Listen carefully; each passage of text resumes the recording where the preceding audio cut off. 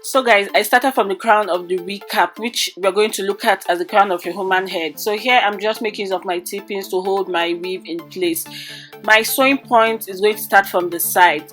Now, not like I have any reason in particular, I just like to start from the sides. You could start from the back as well, but I wouldn't recommend you starting from the front. So wherever you want to start from, be it the sides or the back, you're good to go, but definitely not the front.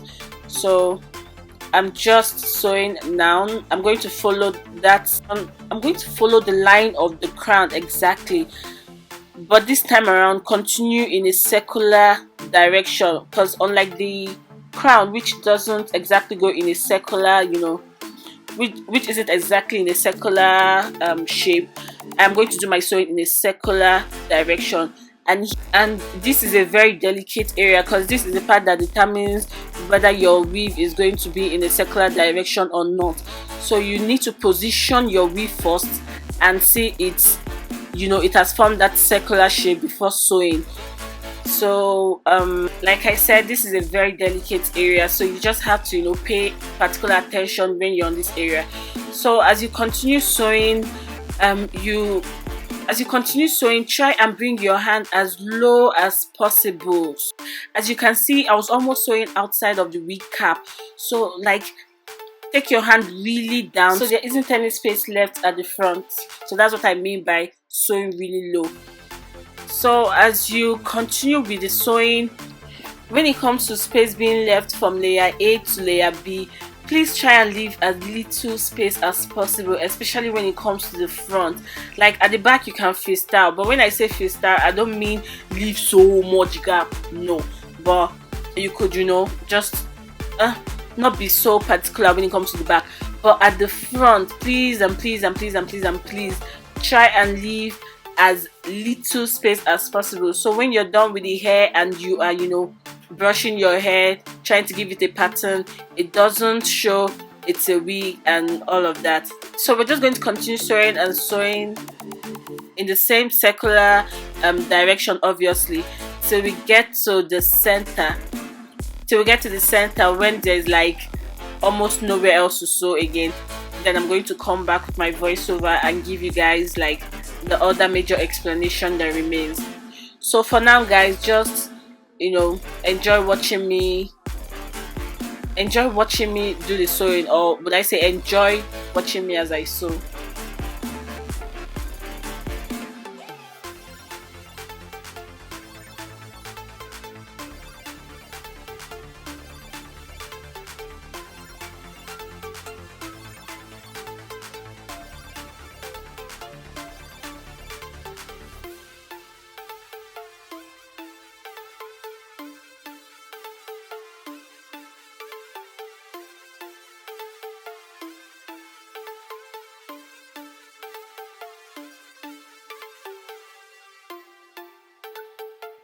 Can you guys see I maintained a circle as I sewed?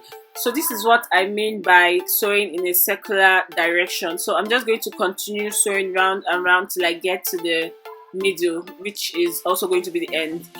Now this kind of closing is the same kind of closing you also do when you're making a full fringe hairstyle. So whenever you want to make a full fringe, whenever I want to make a full fringe hair on someone or as a wig, you could look back at this tutorial as an aid. Now depending on the type of fringe you were doing, if it was a side fringe, you would start your initial sewing from a corner of the wig cap, so your end point comes out at the side and then it's a side fringe.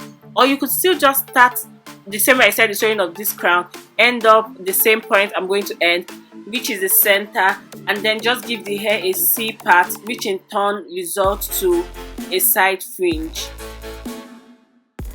I hope I didn't get you guys confused here. I really hope you guys got what I was trying to pass across.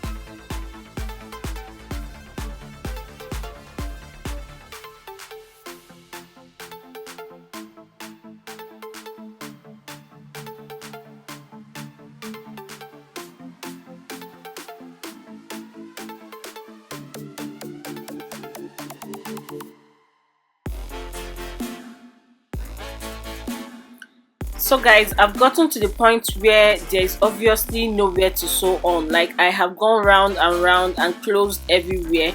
So at this point, what I'm going to do now is I will cut off the weave that remains, leaving a very small portion as I cut off. Like, I won't just cut off entirely, you get. As you can see, I left a very small portion there.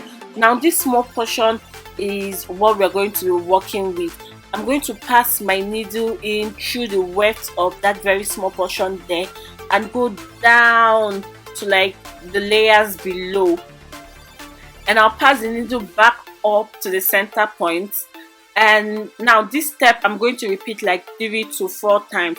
But here is the thing, I would go on different angles when I'm coming down.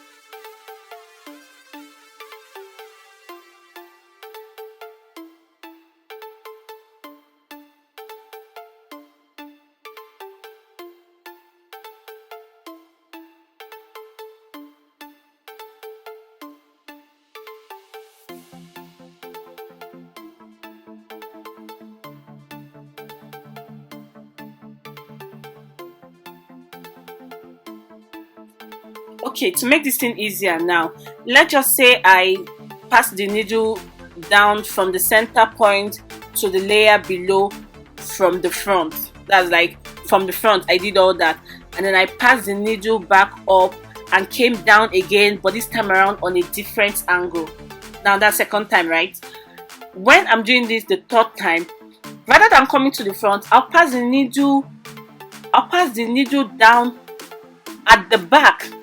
Pass the needle down at the back, come up again. Then the fourth time I would still pass it down to the back, but this time around on a different angle, you get. So this would ensure that really tiny piece of weave that would have shown initially is really hidden, really like completely totally hidden. So this is just the trick, guys. This is the trick. Now after doing this, you've gotten yourself a neatly closed crown of hair without having to spend so much on a closure or frontal. This is how you would do your full fringe and to come out looking so neat, as in like the closing will come out looking so neat and perfect. So this is it, guys. Now after this, I'm just going to end the crown sewing on the lower layer where I passed my needle down last. So here I am knotting the thread, and that will be the end of the crown sewing.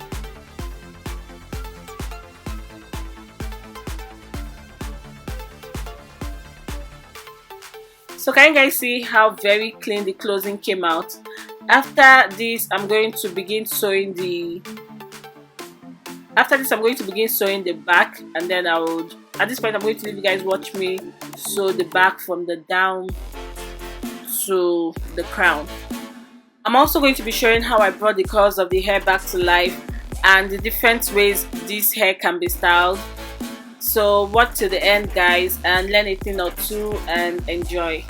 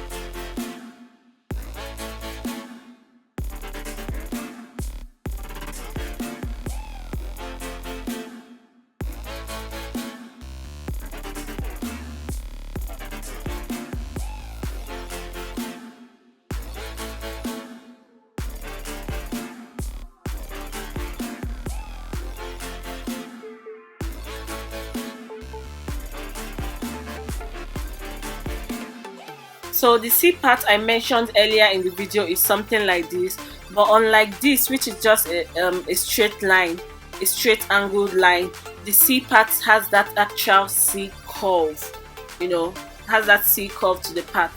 So I'll just bring him back the part stock.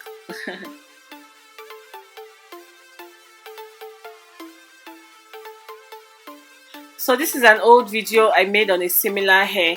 I just added the clip to the video to show the different ways such hairs can be styled. They are not the same hair, they are different hairs.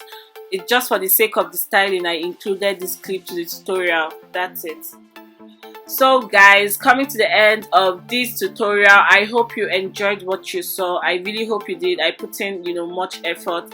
So please give this video a thumbs up and subscribe to my channel, because I'm putting out more stuff, guys. I really would. Like, I'll be sharing basically all my knowledge with you guys. So subscribe to keep up with more tutorials and DIYs and all of that to come. Until next time rather, stay blessed, stay out of trouble, and as always, I love you all. Have a nice day. Bye bye.